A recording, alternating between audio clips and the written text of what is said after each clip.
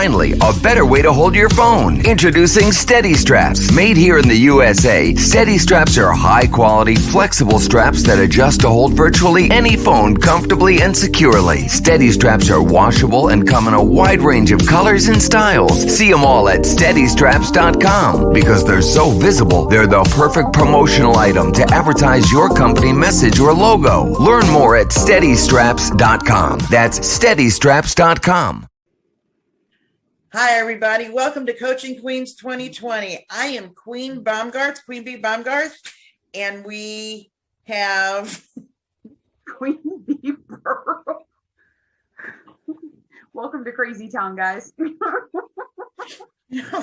You say it over and over, and then as soon as that record thing comes on, everything goes out the window. But we have somebody today, Charity. We do. We have the amazing Susan K. Younger in the house. Greetings. So happy to be with you two. Woohoo! Love being with you two ladies. This is so much fun.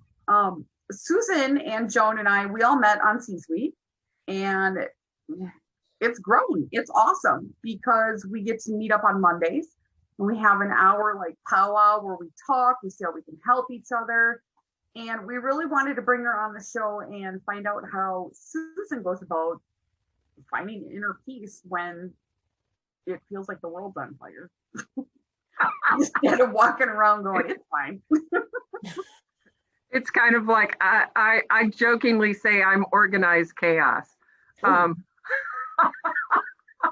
Somebody sent me a graphic this morning about, yes, all our ducks are in a row. And I said, it's not a straight line, is it? Ever a straight line. And she said, well, maybe they're just all in the same room. I said, how about in the yard and I can see where they're at? That's about as close to together as Yes. I think the thing for me about inner peace is accepting the fact that it doesn't have to be perfect. It's about accepting what is and accepting the fact that you take it as it comes at you. Flow with it. I read a book decades ago, we won't even say how many decades ago, called Don't Push the River, It Flows by Itself. And I kind of took that title as a reminder of the fact that there's times you just have to ride what's coming at you. And some people that live by oceans talking about surfing, and you're not always on top of a wave. Sometimes there is no wave, and you take that moment and instead of going, crap, nothing's going on, you go, yippee, this is my time to rest and get ready for the next big wave. This is my time to say, breathe deep, find that inner peace in this moment so that when the next ball of chaos comes flaming at me, I've got some energy to take it on. And I have always been one of those who I need a little bit of pressure to get me to finish something. I'm not good when I have too much space to just lollygag around because I am easily distracted. I am looking for the fun in the moment. And I am also somebody who realizes that sometimes to push myself through it does more to stop me, because I'm not giving my brain time to process something that is telling me I should slow down. I should step back in the moment, and I should reflect a little longer before I push it to do something that I would have gone this way and I should have gone that way. Yes. Exactly. I just was looking up when you said the still, and then it made me come up with the Bible verse, be still and know that I'm God. And that is Philippians 46:10. And I didn't want to get up and run and get the little rock that I have it written on and then come back and sit back down. And you mentioned the river, how things change and you never touch the same part of the river twice in one. And that is so important. Well, it also reminds me of I thought, oh, Lake Powell. And then I thought, duh, it is a river. It's the Colorado River that's been dammed up. And years ago, we had reserved a houseboat for the next year. But my boyfriend and I at the time had rented a ski boat and were camping on the lake the year prior. So we had this big map of the lake, and we were marking the cool spots we'd found to camp. So we'd have that as a reference for the next year. However, with a dam, the level of water changes. The next year was 25 feet deeper. Everything we marked was gone. You know, so you're going, well, talk about a lesson learned about you can plan for all sorts of things. That doesn't mean they're going to be there when you come back. Yes. For whatever reason, you know, and experience what shows up. Be prepared to face whatever is, and recognize that sometimes that's going to put something in front of you you'd have never, ever had the opportunity to embrace and enjoy if you hadn't been willing to go with the flow. Mm-hmm. 2020 That's your word, Charity. It is. Flow is my word of the year, and 2020 was a great example of that. If I hadn't been ready to, as we call it, plot twist, I wouldn't have met you guys. Yeah. I wouldn't be on Zoom right now. We wouldn't be taking the avenues. Is it anything like we envisioned? No. It's rather the polar opposite of what we actually had planned and laid out. But Joan, you and I, we wouldn't have connected. We wouldn't be here. Susan, I would have never met you. I would have never met all the amazing people. Yeah. And without even leaving the house, I get to travel the world almost weekly. It's incredible.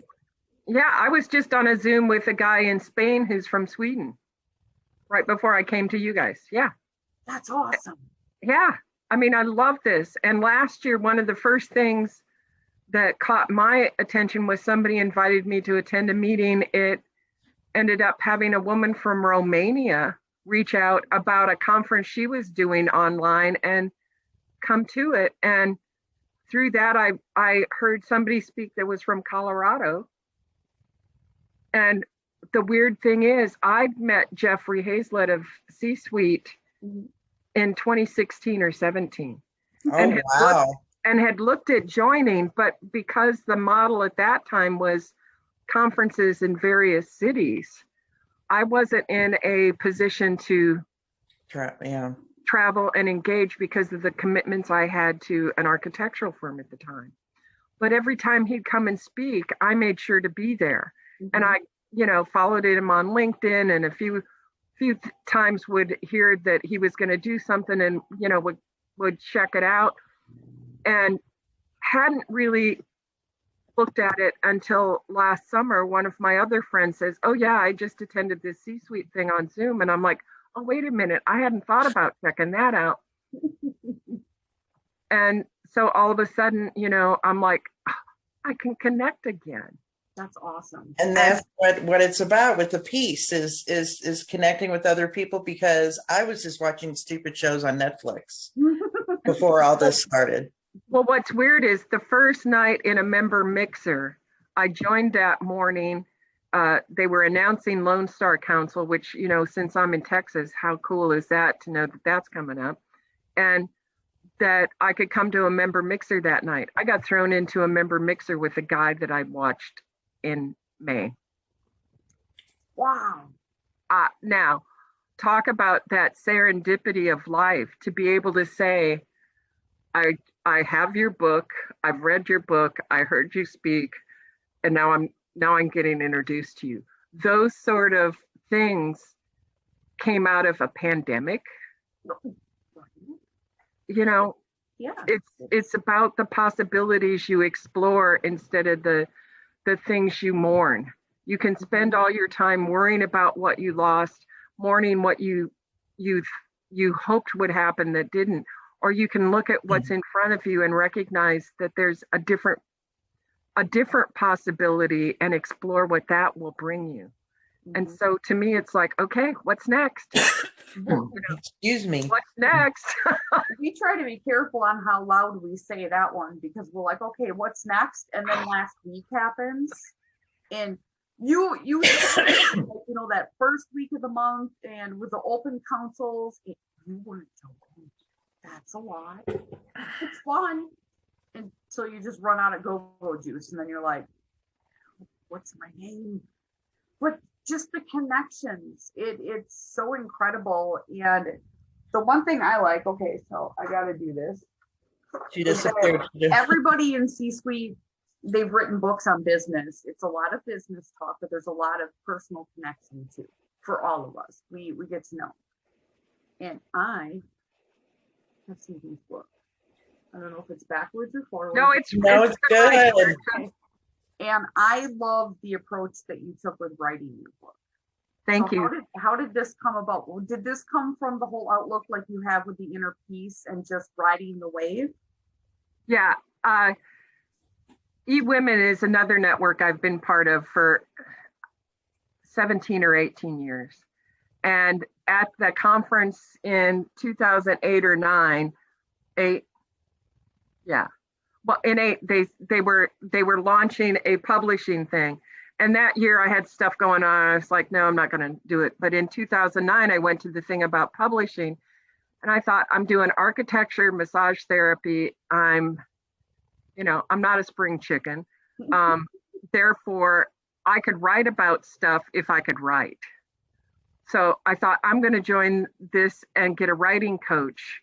And English was my worst subject in school. Spelling, dyslexic, didn't call it dyslexic when I grew up. You were just a bad speller. You just were a slow reader. And I thought, if I could write about stuff that I know, it's a way to stay engaged at a point when I no longer want to physically be lugging a massage table or run into somebody's, I could still write and share information. So I thought, I'll figure out how to write a book. If I learn how to do the first one, then the second one won't be so tough.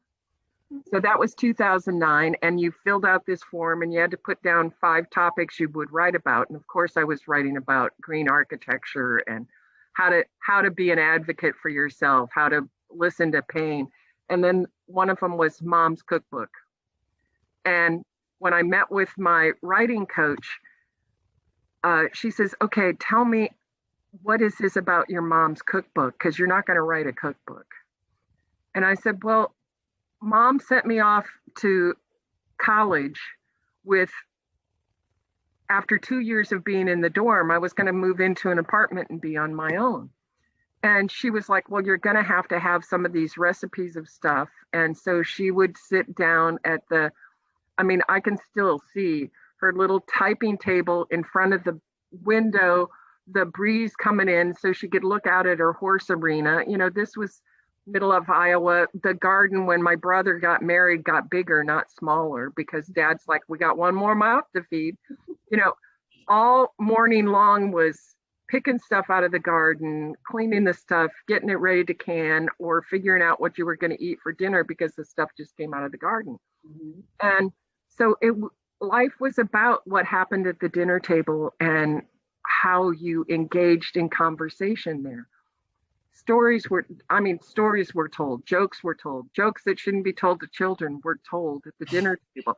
Mom and Dad were really good about engaging us in all sorts of ways. So I started telling her about the garden and learning there. And she goes, no, you're going to write about the life lessons you've learned. And she says, you can include your mom's book, but she says, if you're putting cookbook together, you have to do this. So she says, next meeting, I want an outline for however many chapters it is. And I was like, okay, well, I guess I'm going down a different path. And I struggled with the fact that because I was not a good English student, I told nobody I was writing.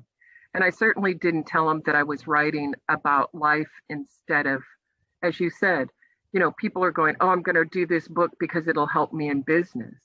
And the more I thought about it, I thought it is those life lessons that the family shared.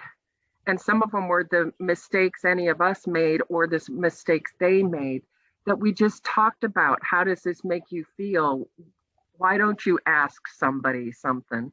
Mm-hmm. Or the memories that became precious because they weren't normal. Like one of the stories in there is about the Christmas ducks, and it's a miserable Christmas where we were so snowed in that you didn't go to church, you didn't do anything. It was you, me, my brother, Mom, and Dad. And we had opened our presents on Christmas Eve. My brother and I always started a game of Risk after we did presents. And when we fell asleep, we'd get up the next day and continue the game. Mom put the ducks in the oven and started doing something. Dad was off doing something. And all of a sudden, Mom goes, well, crap, the ducks are done and I haven't started anything else. And the four of us, she just pulls the pan out, sets the ducks on the table, you know, and we all go, that's okay. And we sat down and giggled and laughed and ate these fabulous ducks. And Mom makes duck like nobody else. Oh, wow. When I tell people how my mom makes a duck, they're like, I've never, ever heard of that. And I'm like, it's the best. And it's simple. And so that story of Christmas became kind of a family legend. And when people talk about, oh, I don't get to have whether it's a green bean casserole or some special dressing or whatever it is that they're missing because it didn't happen, I just always think, but those ducks became more special because it wasn't normal. Exactly. And the opposite of what you're saying, one Christmas, Mom forgot to turn the oven on. So we had all the sides and we didn't have the turkey till 10 o'clock that night. Yeah. You know, it's the stuff like that. Or the time we were driving, Mom's family was in Omaha and we were in North Iowa. And before the interstates were finished, you know, those were it was an all day drive to get to Omaha on little roads behind a tractor, one behind a pickup truck or you just never knew what you were going to run into. And when the interstate came in and Mom would take in the winter, when we go at Thanksgiving, she'd put food on plates and put it in the trunk on top of the suitcases in a container so that she'd know she'd pack us a meal, but it didn't require ice because it was cold. So she had these lunches packed for us and we got to the rest stop where we're going to eat and she realized she forgot to put any forks or spoons in. Oh no. And she's got like baked beans or something, you know, and a car pulls up to us and there's a very well-dressed woman, fur collar, which in Iowa means you got money, you know, because the rest of us didn't have those sort of things. She pulls up next to us and my brother picks up his plate, turns to me and go, watch this. He picks up the plate, turns to her. She pulled out. She didn't go to the restroom. she was like scared of what was next to her, you know, but we giggled about that. And again, it becomes a memorable moment of sharing together about the things that somebody else could have been screaming and how could you be so stupid. It was never that. It was like, well, this is what happened. Let's just figure out how we're going to deal with it. You know, we got napkins, we can wipe our faces, you know, whatever it is in life, you deal with what you're dealt at that moment, figure out how to move on and have fun. That is such good advice. There was one time where we were stuck on Interstate 70, a highway that goes through Missouri, deadlocked. And so I got out of the car to stretch. I mean, I'm on Interstate 70 and I heard this guy from another car say, do you want some ham? And I looked at my husband and I said, I think that anybody can ever say, do you want some ham on Interstate 70 as you're standing there? But it's just, you know, you don't get upset about the traffic or that you're stuck. There's a reason you're there. And there's a reason things happen and you have such a good outlook and awesome memories. And I can't wait to read the book.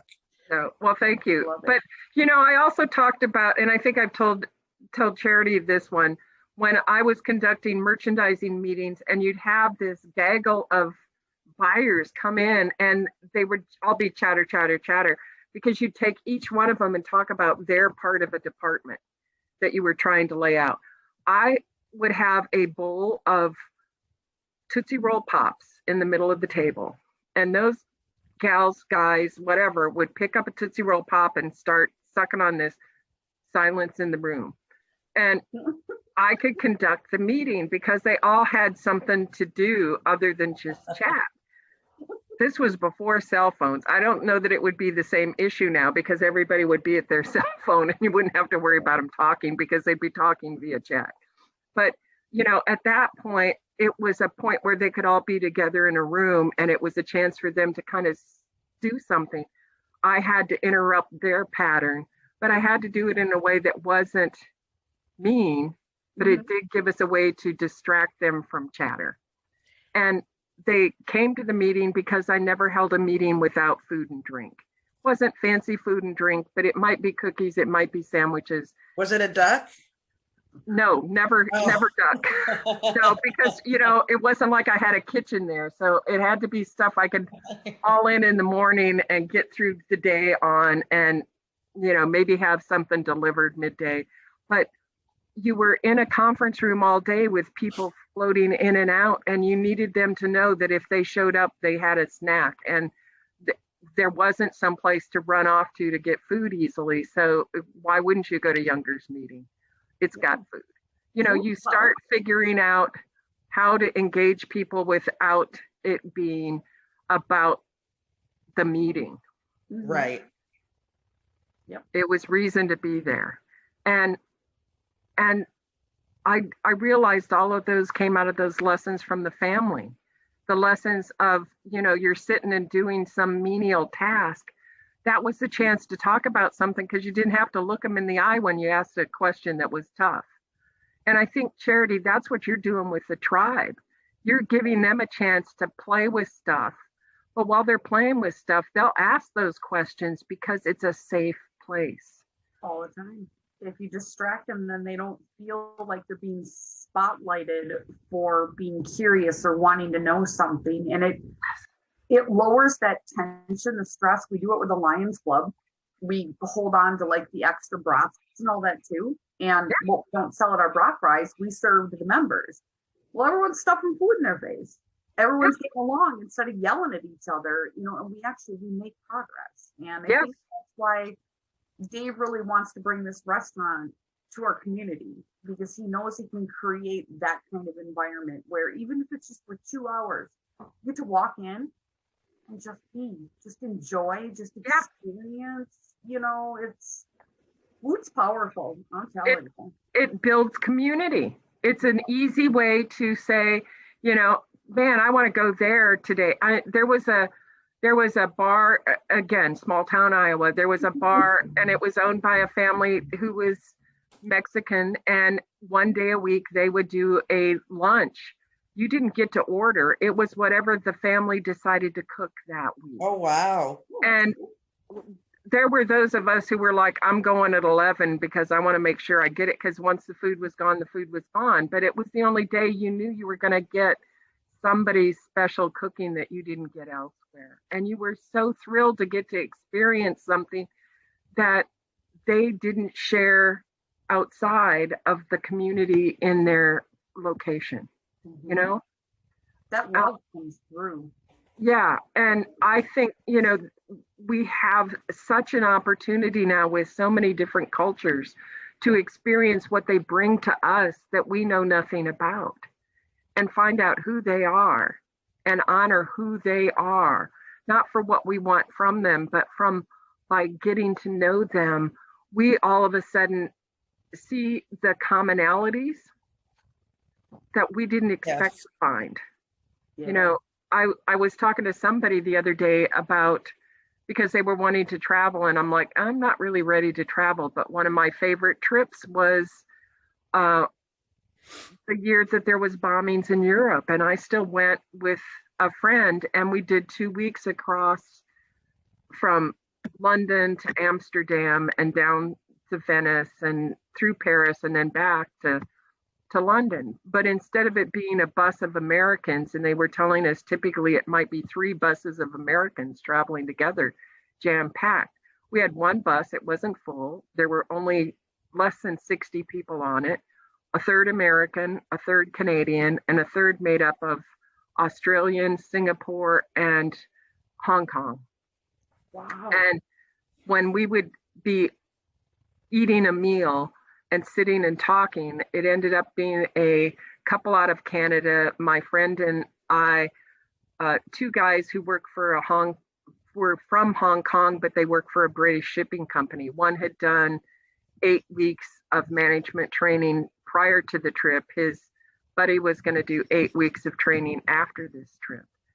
And so I'm sitting on the bus talking to this guy who had just spent 6 weeks in England. And as we're going through the countryside, he says, look, that open field. I got to walk through an open field all alone. Now, you know what it is in Wisconsin and Missouri. We got plenty of open fields. My family had 80 acres. I said, I grew up thinking that's normal. To you, that's special. You know, he and his family lived in 700 square feet. He and his wife and 2 boys had 700 square feet. I lived alone.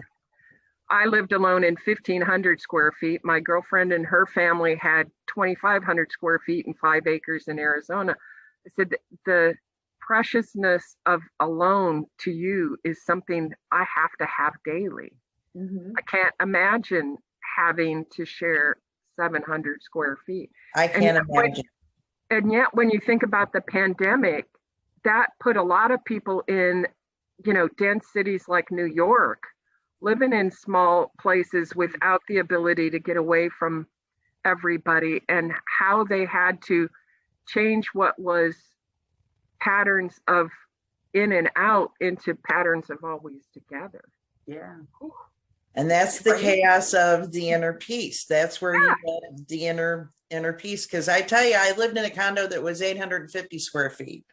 And let me tell you, that was awfully small, even with my husband there at times, where I would just look at him and it's just, you want to be alone. But that's where the inner peace comes in at, and how you just in the middle of chaos. You have to find that. Where do you find it in yourself?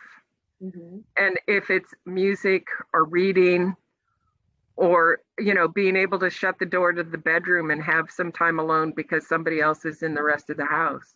How do you find that in yourself? Yeah.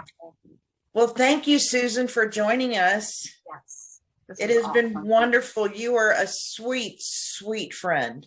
Yes. Well, I always love the time I have with you two, because we giggle, we laugh, but yet we still look at the serious things in life we know we want to make happen in a easier and happy way.